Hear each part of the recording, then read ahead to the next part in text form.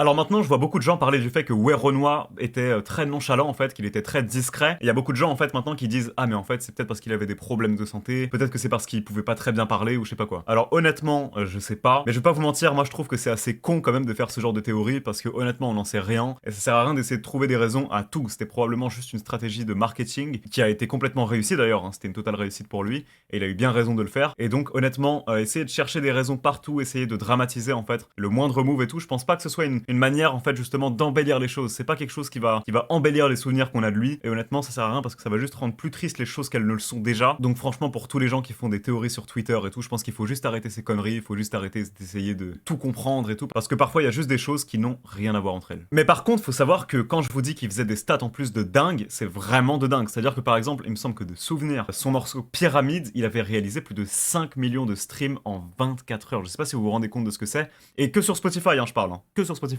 Et ça, c'est hyper rare. Même aux US, c'est beaucoup en vérité.